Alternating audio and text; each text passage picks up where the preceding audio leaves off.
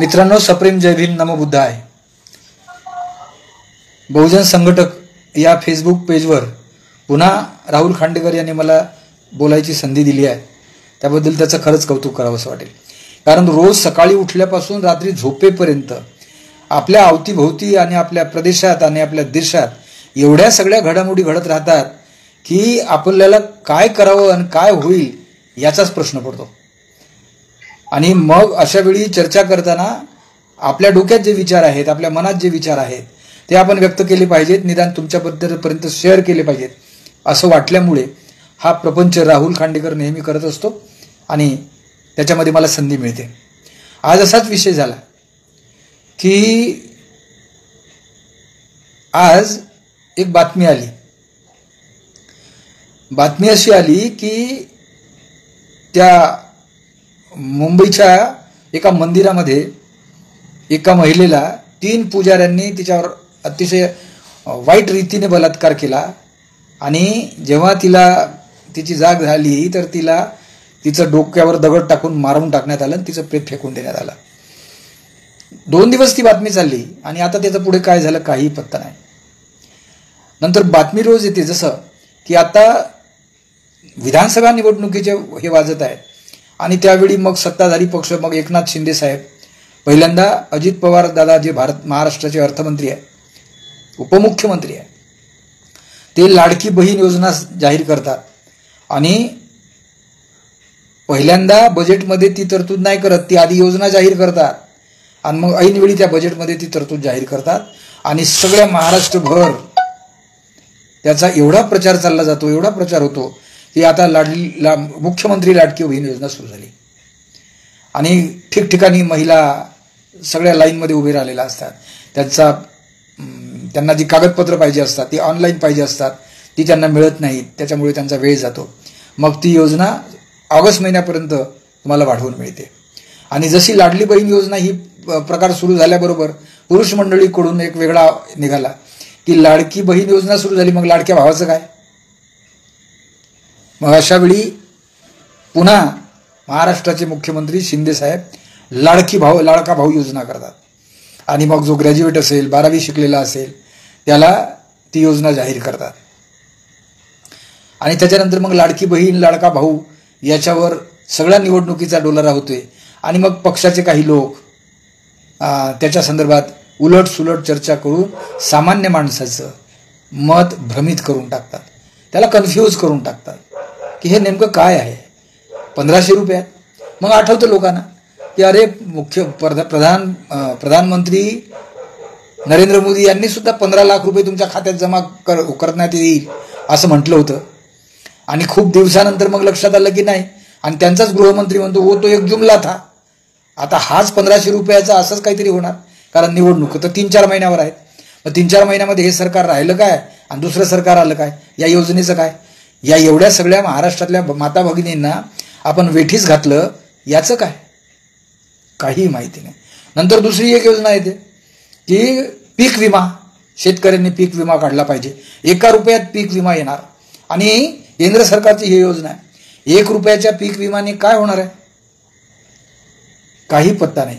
पण योजना चांगली आहे, असं करा तसं करा, हा सगळा प्रकार आणि हा सीझनपर्यंत चालत राहील आणि ज्यावेळी त्या शेतकऱ्यावर पाळी येईल तेव्हा त्याला त्या विम्याचे पैसे मिळतील.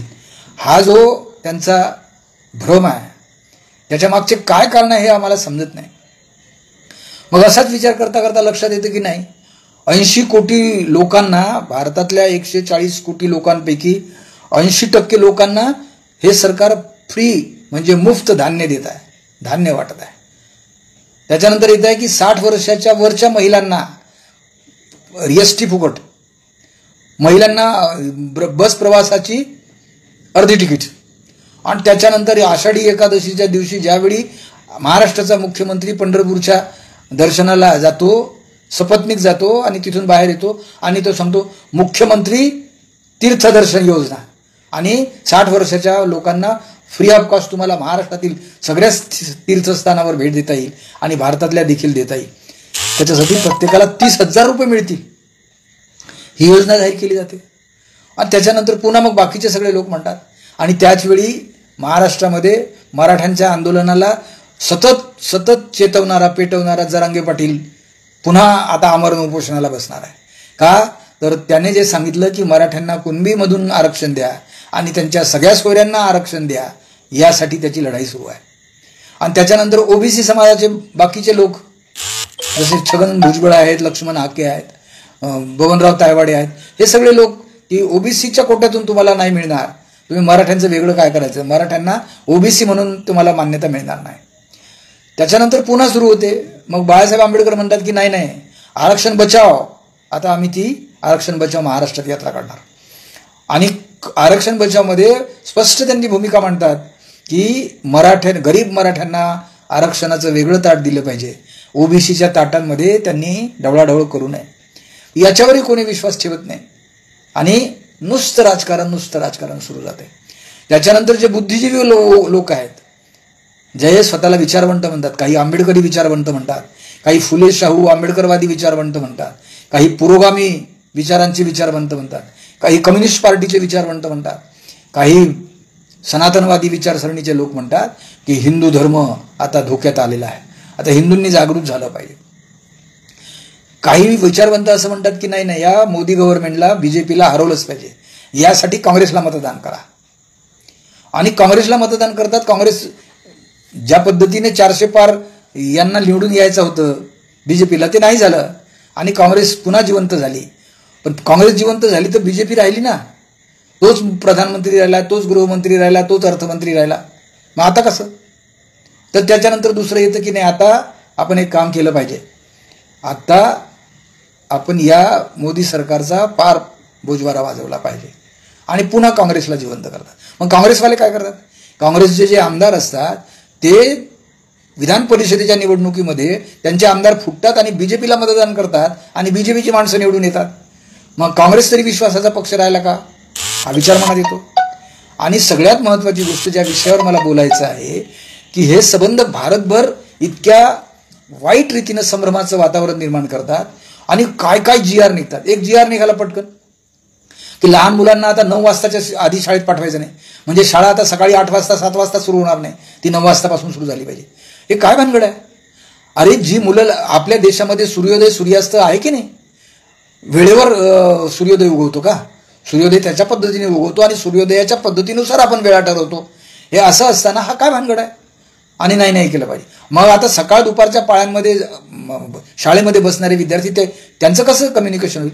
त्यांच्याकडे वर्गखोल्या कमी असतात, त्याच्यामुळं त्याच वर्गात सकाळ पाळी वेगळी बसते, दुपार पाळी वेगळी बसते, हे यांच्या लक्षात येत नाही. आणि शिक्षण विभागात तर एवढा गडबड गोंधळ आहे की हा सप्ताह साजरा करा, तो सप्ताह, आता वाचन सप्ताह साजरा करा. म्हणजे त्या शिक्षकांनी आपलं डोकं चालवायचंच नाही, हे जे अधिकारी जे सांगतील ते करायचं. या अधिकाऱ्यांना विचारलं का तुम्ही हा असा कसा शिक्षण सप्ताह आता सुरू केला, वाचन सप्ताह आता सुरू केला, असा कसा तुम्ही वसुंधरा सप्ताह सुरू केला? याच्यामध्ये शिक्षणाचं काय आहे का? बरं, हा सगळा खाजगी, ज्यावेळी आता खाजगी शाळांचं लोन वाढलेलं आहे आणि खाजगी शाळांची विश्वासार्हता दिवसेंदिवस वाढत आहे आणि सरकारी शाळांची विश्वासार्हता कमी होत आहे, अशा वेळी त्या सरकारी शाळांचं काही चालत नाही आणि सांगतात की खाजगी शाळांचे पैसे जास्त झाले. हा विचारच येत नाही आमच्या डोक्यात की सरकारी शाळावर हे शासन किती खर्च करतं, सरकारी शाळांमध्ये जे शिक्षक असतात त्यांचं वेतन किती असतं, त्यांच्या याचा खर्च किती असतो, त्यांचा सगळा खर्च त्याचं कॅल्क्युलेशन करत नाहीत आणि तो खर्च शिक्षण विभागाचा खर्च असतो हे त्यांच्या ध्यानात येत नाही. आणि खाजगी शाळांना हे देत नाहीत, पण मग ते विद्यार्थ्यांच्या पालकांकडून पैसे घेतात आणि हा सगळा विचार करताना आपल्या लक्षात येते की या शिक्षणाचा प्रचंड खेळखंडोबा केला यांनी. आणि अजून महत्त्वाची गोष्ट की नव्यानं अभ्यासक्रम निघाला नव्या शैक्षणिक पद्धतीप्रमाणे आणि आता प्रत्येक विद्यार्थ्याच्या पाठ्यपुस्तकाच्या दुसऱ्या पृष्ठावर स्पष्टपणे जी भारताची संविधानाची उद्देशपत्रिका लिहिलेली असते त्या उद्देशपत्रिकेमध्ये पूर्वी सेक्युलर या शब्दाचा अर्थ मराठीत धर्मनिरपेक्ष असा होता, आता तो यांनी बदलवून टाकला. त्याच्यासाठी काही संविधानाचं कोणतंही कलम वाचण्याची गरज नाही आणि यांनी पंथनिरपेक्ष केला. आता धर्मनिरपेक्ष म्हणजे काय आणि पंथनिरपेक्ष म्हणजे काय हे त्या विद्यार्थ्यांना कसं कळेल, त्या विद्यार्थ्याच्या शिक्षकांना कसं कळेल, त्याच्या पालकांना कसं कळेल? आणि ज्याने हा लावला पंथनिरपेक्ष त्याला तरी कळलंय का पंथनिरपेक्ष करा? म्हणजे संविधानाला पद्धतशीरपणे डावलायचं, संविधानाकडे सगळ्या लोकांनी दुर्लक्ष केलं पाहिजे आणि वेगवेगळ्या गोष्टीत त्यांना भ्रमित ठेवलं पाहिजे. ही जी अवस्था आहे, या अवस्थेचं काय करायचं? दवाखान्यात, हॉस्पिटलमध्ये तेच सुरू आहे. औषधं देतात, त्या औषधांची त्याची प्रामाणिकता काय आहे काही माहित नाही. 1 महिन्यापूर्वी घेतलेली गोळी ती जर 5 रुपयाची असेल तर दुसऱ्या महिन्यात त्याची किंमत 7 रुपये होते. हे प्रचंड वाढत आहे, त्याच्याबद्दल काही कोणी बोलत नाही. आणि अजून तर आता तर एक नवा निर्णय आला की खाजगी महाविद्यालये जे आहेत, खाजगी व्यवस्थापनाची महाविद्यालय आणि युनिव्हर्सिटी जे आहेत, तिथे आता आरक्षण पूर्णपणे रद्द करण्यात आलं आहे. आता तिथे विद्यार्थ्यांना डायरेक्ट जाता येईल, तिथे आरक्षणाचा गंध जाणार नाही. आणि इकडे जरांगे पाटील आणि हे सगळे ओबीसी समाजाचे लोक आरक्षण मागत आहेत. आरक्षणाचा अर्थ तरी आपल्याला कळलाय का हो? आरक्षण म्हणजे काय आहे? आरक्षण म्हणजे जसं या सगळ्या मराठ्यांना किंवा ओबीसींना असं वाटत होतं की अनुसूचित जातीच्या लोकांना, अनुसूचित जमातीच्या लोकांना जे आरक्षण भेटते ते आम्हाला भेटलं पाहिजे. म्हणजे अनुसूचित जातीच्या लोकांना नोकरीमध्ये संधी मिळते, अनुसूचित जातीच्या लोकांना शिक्षणामध्ये संधी मिळते, तशी संधी आम्हाला मिळाली पाहिजे, हे यांचं वाक्य. आरक्षण हे नोकरी आणि संधीसाठी दिलाय का? आणि कोणाला नोकरी आणि संधीसाठी दिलाय? आणि त्याच्यातला असलेला जो अनुसूचित जातीच्या शब्दांमध्ये मागासवर्गीय आहे, अस्पृश्य शब्द आहे, ज्यांना माणूस म्हणूनच वागवता येत नाही, त्यांना माणूस म्हणून जगता आलं पाहिजे, म्हणून त्यांच्या प्रत्येक क्षेत्रात त्यांचं प्रतिनिधित्व असलं पाहिजे, म्हणून ते आरक्षण या शब्दाचा अर्थ आहे. पण या लोकांना आरक्षणाच्या ज्या संविधानामध्ये 330 ते 342 कलमं लिहिलेली आहेत, त्याच्यातल्या कोणत्याही कलमाचं काय घेणं देणं नाही. फक्त अनुसूचित जाती जमातीला जे 335 कलमाप्रमाणे आरक्षण मिळते, म्हणजे सेवा आणि शिक्षणात जी संधी मिळते ती या मराठ्यांना पाहिजे, ती या ओबीसींना पाहिजे. त्यांनी हे वाचलंच नव्हतं कालपर्यंत की बाबासाहेब आंबेडकरांनी संविधानात आपल्यासाठी काय काय तरतूद केल्या.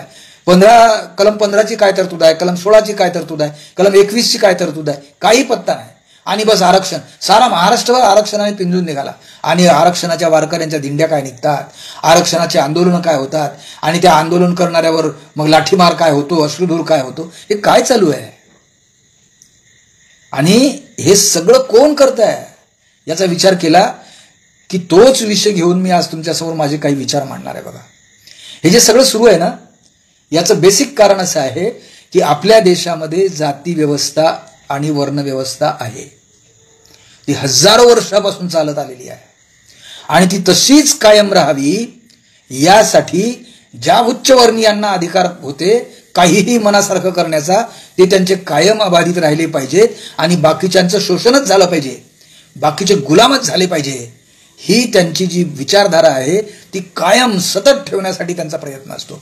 आणि त्यासाठी ते वेगवेगळ्या युक्त्या प्रयुक्त्या करत जातात, सतत धादांत खोटं बोलत जातात. आता मला सांगा, लाडका बाप, लाडकी बहीण, लाडका भाऊ, मग त्या बापाचं आईचं काय, त्यांचे नातेवाईक त्यांचं काय? आणि 60 वर्षाचे सगळेच्या सगळे ज्यांना काहीतरी पेन्शन म्हणून काहीतरी मिळते, काही निराधार महिलांना काहीतरी मिळते, हे सारंच्या सारं फुकट का देतात हे लोक? म्हणजे सगळा देश भिकारी करून ठेवला की त्याच्यावर आपल्याला अनभिक्षिप्तपणे राज्य करता येईल. आणि एक तर एवढी गंमत आहे की लोकसभेची निवडणूक झाली आणि सारा देश कितीतरी वर्षापासून, म्हणजे 2012 पासून ईव्हीएमच्या विरोधात बोलत आहे. का ईव्हीएम हे विश्वासार्ह मतदान यंत्र नाही, आमचं मत कुठे जाते हे आम्हाला कळलं पाहिजे, म्हणून बॅलेट पेपरनं मतदान करा.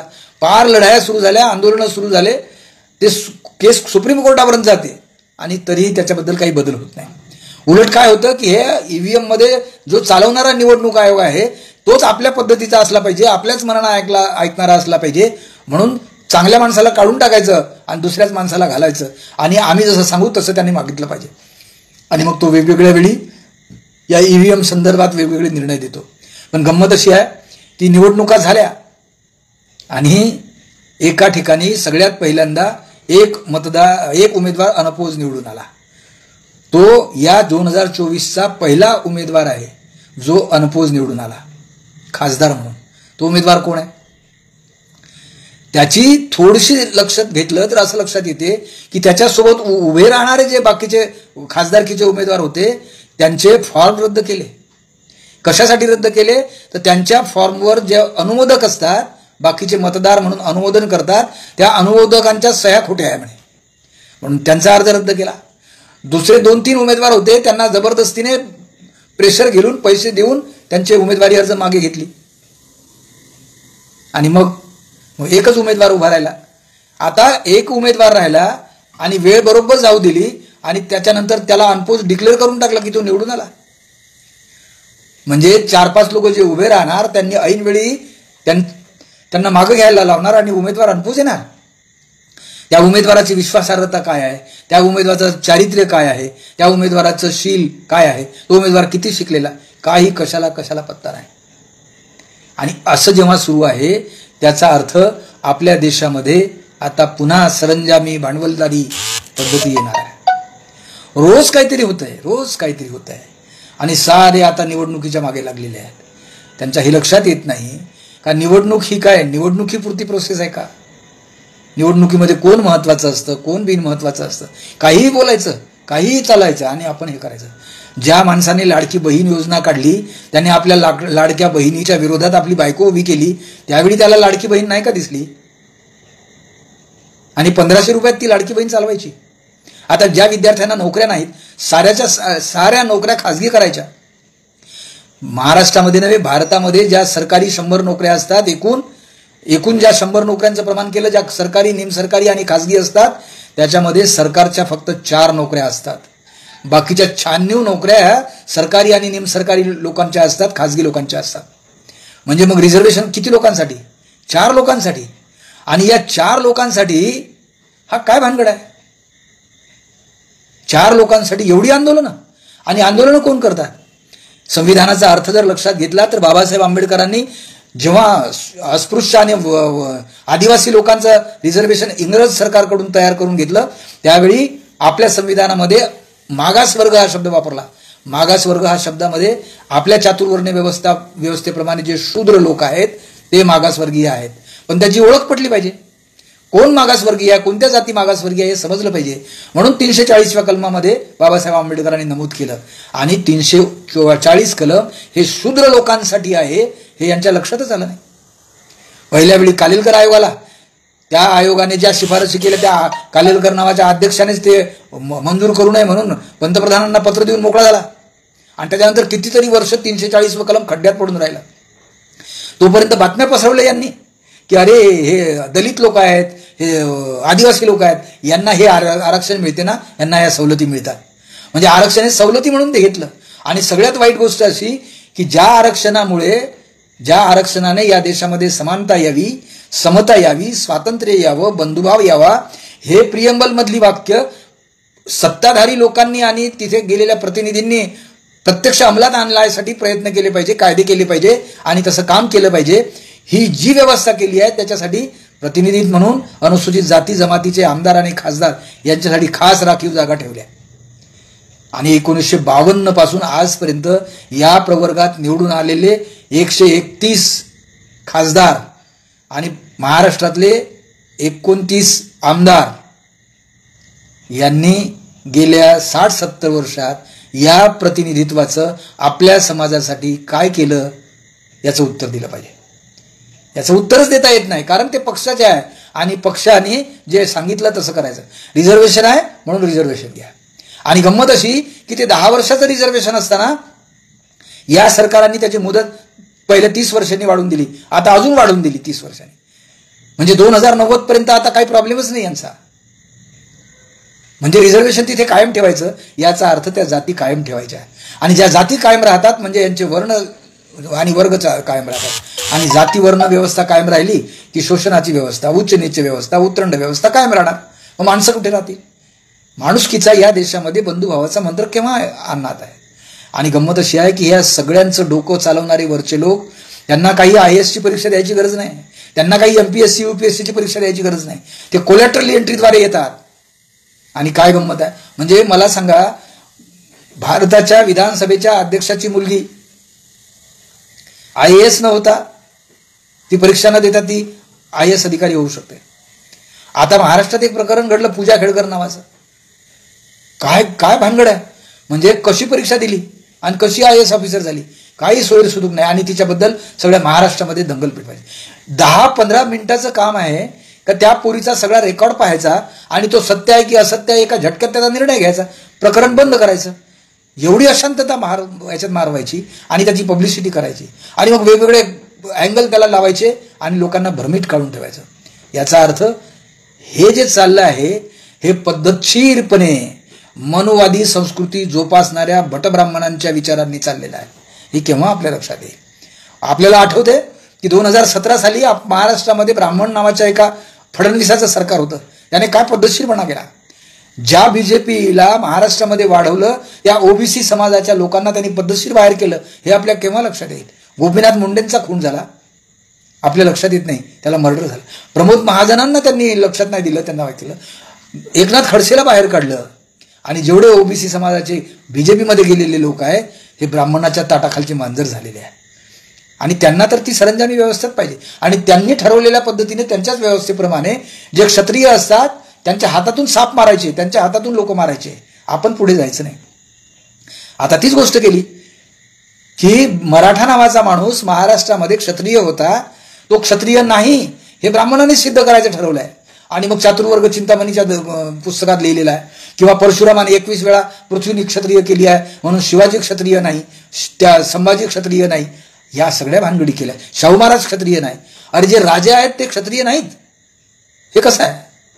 हे सगळं पाहताना आपल्या लक्षात येते की आपल्याला काय करायचं आहे. आता आपल्या लक्षात येईल की पूर्णपणे संविधानाची चीरफाड चालू आहे. आणि याच्याबद्दल लोकांनी काही करू नये यासाठी हा सगळा गोंधळ चालू आहे. या गोंधळामध्ये आमच्या लक्षात येत नाही की अशा योजना जाहीर करणारे लोक कोण आहे. हे सत्ताधारी लोक आहेत. ते या पक्षातून त्या पक्षात जातात, पण पैसा कोणाचा असतो? तुटीचं अंदाजपत्रक सादर करायचं. ह्या योजना येतील, राबतील कशा? आणि म्हणून एक प्रचंडपणे विचार माझ्या मनात येतो की या संविधानाच्या प्रत्येक कलमाचा वापर केवळ स्वार्थासाठी, केवळ शोषणासाठी आणि केवळ जाती व्यवस्था कायम राहावी यासाठी करण्याला हे बाध्य झालेले आहेत. ज्या मराठा समाजाच्या आरक्षणाबद्दल आपण बोलतो, या लोकसभेमध्ये 34 मराठा समाजाचे खासदार निवडून आले तरी त्यांना रिझर्वेशन पाहिजे. त्याच्यासाठी दंगली करायच्या, त्याच्यासाठी आंदोलनं करायची काय गरज आहे? त्या 34 लोकांना म्हणा की चला 340 कलमांना पुन्हा जाती निहाय जनगणना करा आणि त्याच्यामध्ये कोण काय येतं, आर्थिक मागास कोण आहे, सामाजिक मागास कोण आहे, शैक्षणिक मागास कोण आहे ते शोधता येतं. ते करायचं नाही आणि ह्या सगळ्या भानगडी करायच्या. याचा अर्थ आपण पुन्हा गुलाम झालो हे सिद्ध होत आहे. कारण उच्च विद्याविभूषित लोक सुद्धा तेच बोलत आहे की यांना मदत करा, त्यांना मदत करा. आणि एक माणूस 10 वेळा जर निवडून आला त्याचं काहीच काम नसते, तो केवळ तिथे पदावर असतो आणि म्हणून त्याला निवडून द्यायचं. हा काय भानगड आहे? ज्यावेळी एखादा माणूस नोकरीत लागतो त्यावेळी त्याच्या निवृत्तीची वयोमर्यादा 60 वर्ष असते, 58 वर्ष असते. याचा अर्थ 60 आणि 58 वर्षानंतर तो काम करत नाही. आणि मात्र राजकारणात तो किती वर्षाचा असू शकतो असं तत्व आपण अंमलात आणायचं. हे काय भानगड आहे? हे भानगड दुसरं तिसरं काही नसून ज्या पद्धतीनं ब्राह्मणी लोकांनी ज्यावेळी असे क्रांतिकारी लोक झाले, अशा क्रांत्या घडल्या, त्यावेळी प्रतिक्रांतीचा डाव त्यांनी त्या दिवसापासूनच सुरू केलेला आहे.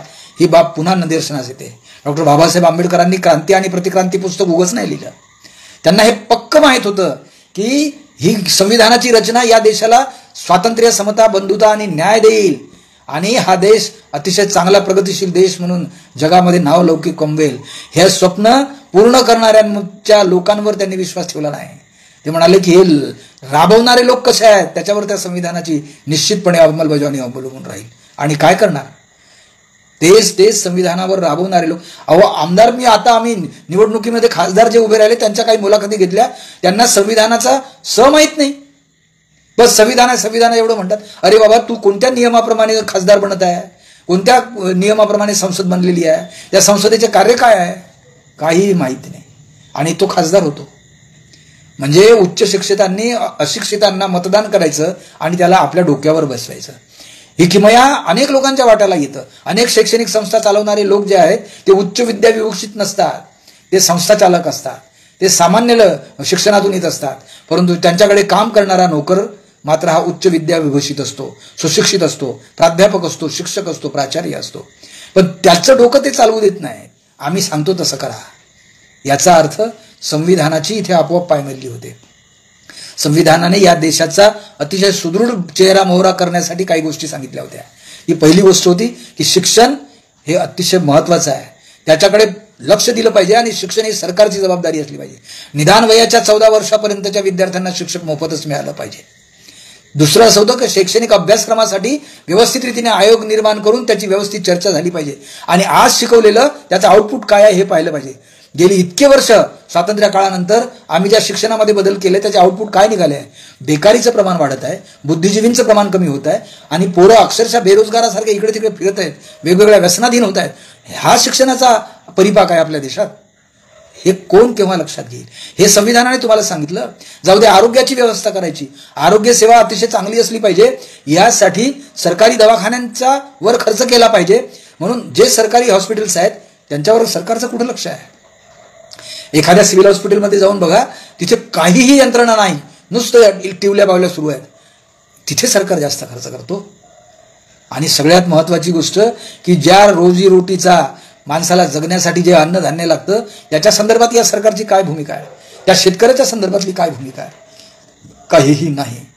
याचा अर्थ संविधानाच्या नावाने संविधानाची तोडफोड करायची आणि लोकांना मूर्ख बनवायचं आणि परंपरागत आपणच सरंजाम व्हायचं, ही जी घटना आहे ही या देशाच्या लोकशाहीला मारक घटना आहे. आणि त्याचं अतिशय कारण असं आहे की पेन्शन योजना बंद करायची आणि आमदार खासदारांना पेन्शन कायम सुरू ठेवायची. आणि किती पेन्शन, अहो क्लास 1 ऑफिसर जेव्हा रिटायर होतो तेव्हा त्याची पेन्शन 40 ते 45 हजार येते. आणि आमदार जेव्हा रिटायर होतो किंवा खासदार जेव्हा त्या 5 वर्षाच्या नंतर खाली बसतो त्याची पेन्शन लाखाच्या वर जाते. म्हणजे जो 5 वर्ष काम करतो त्याला लाख रुपये पेन्शन आणि त्याच्या पोरांना बायकोंना सगळ्यांना पेन्शन. हा कुठला नियम आहे. हा कुठल्या संविधानाच्या कोणत्या नियमात बसवला तुम्ही. असं कसं संविधानाची अमेंडमेंट दुरुस्ती केली, काही समजायला मार्ग नाही. याचा अर्थ आता स्पष्टपणे हे जे सगळं भ्रमित वातावरण आहे, गोंधळाचं वातावरण आहे, रोज कुठेतरी झगडे भांडणं होत राहतात, याचं कारणच असं आहे की तुम्ही संविधानाच्या मुख्य गाभ्याला विचार स्पर्श सुद्धा करू नये, हात सुद्धा लावू नये. आम्ही सांगतो तेवढंच करायचं. आणि मग मोठे मोठे विचारवंत लोक. आणि गंमत अशी आहे की ओबीसी समाजातल्या किंवा सवर्ण समाजातील कोणताही माणूस त्याच्या समाजाच्या लोकांच्या विरुद्ध बोलत नाही. तुम्ही पहा, ब्राह्मण समाजाचा माणूस ब्राह्मणांच्या विरुद्ध कधी बोलतो का. वैश्य समाजाचा माणूस वैश्य समाजाच्या विरुद्ध कधी बोलतो का. पण नाही, ओबीसी समाजाचा माणूस आता ओबीसी समाजाच्या बाजूने बोलायला लागला आणि ओबीसी समाजाच्या विरोधी बोलायला लागला. आणि सगळ्यात जास्त दलित समाजाची माणसं जी बुद्धिजीवी आहेत ती एकमेकाच्या विरुद्ध इतकी बोलायला लागली आहेत की जसं त्यांनी ठेका घेतलेला आहे यांच्या बोलायचा. तो कपिल सरोदे काय विरोधात बोलतो बाळासाहेब आंबेडकरांच्या, तो संग्राम पाटील काय बाळासाहेब आंबेडकरांच्या विरोधात बोलतो, ते सारेच्या सारे बुद्धिजीवींची यादी काय बाळासाहेब आंबेडकरांच्या विरोधात बोलते. अरे तो एकच माणूस आहे का. तुम्ही दलित बाबासाहेब आंबेडकरांना मानता ना, मग तुम्ही स्वतः तयार व्हा ना बाबासाहेब आंबेडकरांच्या विचारांची चळवळ पुढे न्यायला. ते नाही होत तुम्ही. तुम्ही जर अर्थशास्त्राचे तज्ञ आहे तर भारताचं अंदाजपत्रक बजेट कसं असते, खर्च कसा असतो हे शोधा ना. 7 लाख करोड रुपये तुमच्या देशावर कर्ज आहे आणि तरी तुम्ही अर्थशास्त्रज्ञ म्हणून स्वतःला मिरवणार. तुमच्या देशामध्ये निवडणुकांमध्ये एवढ्या भंकसबाजी केली जाते तरी तुम्ही पॉलिटिशियन म्हणून मिरवणार. कुठे आहे आपल्या देशाचं संविधान. आणि संविधान वाचवा, संविधान हे तोडायला निघाले, संविधान मोडायला निघाले, संविधान संपवायला निघाले आणि हे संविधान वाचवायला निघाले. आणि आपण काय करत आहे. आपण हा विचारच करत नाही की संविधान आज खराब गोत्यात आलंय का. संविधानाचा प्रत्येक अमेंडमेंट बघा आणि संविधानात जे लिहिलेलं आहे तसं हे करतात का. या मंत्र्यांना, या लोकप्रतिनिध्या कोणी अधिकार दिले या योजना जाहीर करायच्या. त्याच्यासाठी काय योजना केली, लोकांचं किती लोकांचं मत घेतलं. बस आलं, मंदिरात गेलं आणि तीर्थक्षेत्र योजना, तीर्थदर्शन योजना. तू राजा होऊन गेला की तुझ्या घरच्या पैशाचे देतो लोकांना वाटून. काय भानगड आहे. आणि आपण सगळे वावा चालत चालले. आता आषाढी पंढरपूरला कितीतरी लाख लोक गेले आणि ती गाडी मरून त्या विहिरीत पडली आणि 5-6 लोक मरून पावले. हे या देशाची सुरक्षा व्यवस्था आहे, या देशाची संरक्षण व्यवस्था आहे. आणि जे देशाच्या संरक्षणासाठी लोक होते, जे संविधानाने त्यांना अप्रूव्ह केलं होतं, संरक्षण विभाग त्यांच्या ताब्यात दिला होता, त्या काय काय योजना काढतात, काही पत्ता लागत नाही. मित्रहो, आपण आता संविधान बाबासाहेबांनी जे दिलं ना त्याच्या प्रत्येक कलमाचा अभ्यास केला पाहिजे. कारण ते संविधान आपल्याला शिकवलंच जात नाही, अभ्यासक्रमात नाही आहे. थोडंसं एखाद्या BA पार्ट 1च्या अभ्यासक्रमात थोडंसं असतं, बाकी काही अभ्यासक्रमात नाही आहे. आणि त्याच्यामुळे संविधानानुसार मोठे मोठे झालेले राजकारणी लोक, विचारवंत लोक त्यांच्याच पद्धतीनं वागतात. मग दीक्षाभूमीचा प्रश्न निर्माण होतो, मग त्या विशाळगडाचा प्रश्न निर्माण होतो. काय भानगड आहे? फक्त आपसात भांडण्यासाठी पद्धतशीर व्यवस्था तयार करणे, आपसात एकमेकाला भांडत ठेवणे आणि आपण राज्य करणे. कारण एकदा तुम्ही भांडले, तुमच्यावर केसेस झाल्या की संपलं. आता तर त्यांनी केसेसमध्ये, त्या कायद्यामध्ये बदल केला. पूर्वी तरी 24 तासाच्या आत पोलिसांना त्याच्या पकडलेल्या माणसाबद्दलची इन्क्वायरी करायची असेल, त्याला न्यायालयात न्यायाधीशासमोर हजर करायचं असते. आता तोही कायदा संपून टाकला. आता ते किती दिवस न्यायालय पोलीस कस्टडीत राहू शकता? हे काय भानगड आहे? हे कधी कोणाच्या लक्षात येईल? आता आपणच त्याची सुरुवात केली पाहिजे मित्र. जर आपण ही सुरुवात करणार नसू तर आपण खरंच माणुसकी धोक्यात आणलेली आहे, माणसाचं जगणं धोक्यात आणलेलं आहे. आणि एक माणूस दुसऱ्याच्या छाताडावर बसण्यासाठी त्या लोकांनी आपल्या पद्धतशीर योजना आखलेल्या आहे. बरं, ते एकमेकाच्या विरुद्ध नाही बोलत. म्हणजे एका जातीचे माणसं दुसऱ्या जातीशी भांडतात असं दिसतं, एका जातीचे त्याच जातीशी भांडतात ना असं दिसते. माझा अनुभव आहे. आता वर्धा लोकसभेमध्ये जेव्हा आम्ही निवडणुकीला सामोरं गेलो त्यावेळी असं लक्षात आलं की वर्धा मतदारसंघामध्ये शेड्यूल कास्ट समाजाचे 2 मतदार फक्त किती आहे? 2 लाख. आणि उमेदवार किती उभे राहिले? 5. मला सांगा, 2 लाखाच्या 5 लोक उमेदवार उभे राहिले. कोणता शेड्यूल कास्टचा विद्वान उमेदवार उभे होऊ शकतो खासदार म्हणून? आणि त्या सगळ्यांच्या मतांची बेरीज केली तर त्यांना किती मिळाले? 70,000. मग 2,81,000पैकी तुम्हाला 70,000 मिळाले आणि तरी तुम्ही तुमच्या जातीसाठी बाबासाहेब आंबेडकरांच्या विचाराचा जयघोष करतात. कुठं प्रत्यक्ष कृती आहे? कुठेच दिसत नाही. आणि जो कोणी एखादा नेता तयार होतो बिचारा, त्याचा विचार करण्यात येत नाही. त्याच्याबद्दलच्या टीकाटिप्पण्या सुरू राहतात वेगवेगळ्या. तो मिलिंद भवार वेगळ्याच पद्धतीने लिहितो, वेगळ्याच पद्धतीने बोलतो. अरे ठीक आहे ना, तुला जर ह्या दोष दिसत आहे तर तू ये ना पुढं, तू कर ना तुझी तयारी. ये लोकांमध्ये, त्यांचे संघटन बांध. आणि सगळेच माणसं काही हुशार नसतात. प्रत्येक माणूस हा चुकीचाच पुतळा असतो. कोणी असला तरी तो चुकतो. पण राहुल गांधी चुकतात त्याची तुम्हाला चूक काढता येत नाही. काँग्रेसचे खडगे चुकतात त्याची तुम्हाला चूक काढता येत नाही. शरद पवारांच्या घराण्यातले लोक चुकतात त्यांची तुम्हाला चूक काढता येत नाही. उद्धव ठाकरेच्या घराण्यातले लोक चुकतात त्यांची तुम्हाला चूक काढता येत नाही. पण बाबासाहेब आंबेडकरांच्या घराण्यातले लोक चुकतात म्हणून ए पासून झेड पर्यंतचे सगळे आंबेडकरवाद्यांच्या वर तुम्ही टीका टिप्पण्या करता. आणि उलट हे कसं होणार? म्हणून नीट लक्षात घाला. आपल्याला आपला उद्धार आता आपणच केला पाहिजे. कोणताही राजकीय पुढारी फक्त तुम्हाला दोष द्यायला येतो. आणि खरी गोष्ट अशी आहे की आपणच एकमेकात भांडत राहतो तर त्यांचं भांडण होते. आणि ज्या बाबासाहेबांनी आपल्याला बुद्ध धम्माची दीक्षा देऊन बौद्ध केलं, बौद्धामध्ये जाती व्यवस्था नाही, बौद्धाच्या शिकवणुकीमध्ये माणुसकी आहे, प्रेम आहे, शील आहे, प्रज्ञा आहे, करुणा आहे, बंधुभाव आहे. हे ज्या धर्मात आहे त्या धर्माचे लोक एकमेकाशी इतक्या भयानक रीतीने भांडत आहेत की कोणाला दोष द्यायचा? आपलेच लोक आपल्याशीच भांडत आहेत. तेव्हा आपणच आता शांतपणे विचार करायला पाहिजे की आता आपण गुलामीकडे जात आहोत, दल्ललीत फसत आहोत. आपली मुलं बाळं फसणार आहे. त्यांच्या कुठल्याच व्यवस्था नाही. एकाही पोराकडे ध्येय आता राहिलं नाही की मी अमुक होईल. त्याला ती संधीच मिळणार नाही. ज्यावेळी संधी ती परीक्षेच्या रूपानं मिळायची, शिक्षणाच्या रूपानं मिळायची, तेच खतम झालं आहे ना. मग आता काय होईल? म्हणून हा विचार केला पाहिजे की बाबासाहेबांना पुन्हा एकदा आपण त्यांच्या प्रत्येक विचाराची आपण विचारपूर्वक मांडणी केली पाहिजे आणि त्याची कृती केली पाहिजे. तरच आणि तरच होते. आणि हे आता एवढ्या घाईने याच्यासाठी सुरू आहे की त्यांनी 2025 नंतर त्यांना गुलामगिरीच आणायची आहे. त्यांना त्यांच्या पद्धतीनं ते संविधान ठेवतील ना, संविधान ठेवतील, संविधानाप्रमाणे वागायचा ढोंग करतील आणि सरंजामी लोकांना निवडून देतील आणि सरंजामी लोक तेच अत्याचार करतील. एखाद्या महिलेवर जर समजा एखाद्या दलिताने अत्याचार केला असता तर केवढी पंचायत झाली असती. पण तो पुजाऱ्याने केला म्हणून त्याच्याबद्दल 2 दिवसात खतम. आणि तेच एक मुलगा तो बाबासाहेब आंबेडकरांच्या फोटोचं टी-शर्ट घालतो म्हणून सारं गाव त्याला मारत सुटते. त्यावेळी तुमचं संविधान कुठं गेलं? हा विचार केला पाहिजे. एकमेकाचे द्वेष आपल्या नाशाला कारणीभूत होतील, मात्र एकमेकाचं प्रेम आपल्याला जगू शकेल.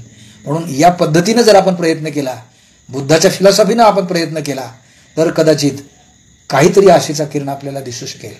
आपण माझं ऐकून घेतलं. अचानक ऐन वेळी मला सकाळी वाटलं की हे आपण बोललं पाहिजे, आणि मी राहुलला फोन केल्याबरोबर त्यांनी म्हटलं की ठीक आहे, मी तुम्हाला संधी देतो. त्यांनी मला संधी दिली, तुमच्याशी बोलायची संधी मिळाली, याबद्दल मी तुमचा आभार मानतो आणि थांबतो. जय भीम.